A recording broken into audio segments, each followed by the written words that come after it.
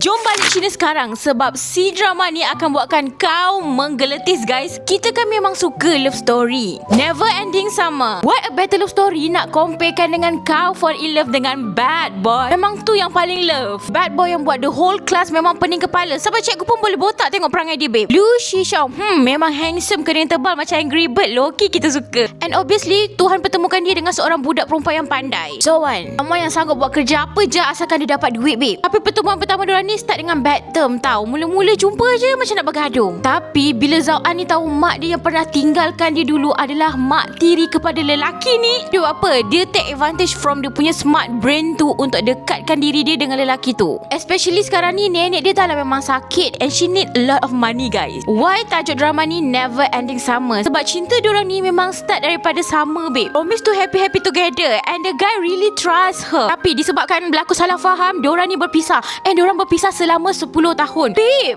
10 tahun tu cukup lama untuk memendam rasa untuk membenci. Tapi diorang ni bertemu kembali guys. Sinilah when things get deeper babe. Macam I hate you but I still love you. And the guy obviously walaupun dia macam marah nak torture perasaan perempuan ni, be deep inside dia macam still in love. Selalunya cerita macam ni korang memang boleh predict apa yang akan jadi. Tapi kita kat sini memang just to fall in love with this kind of story. To fall again with bad boy. Babe guys semua listen, drama ni masih baru lagi dekat IG.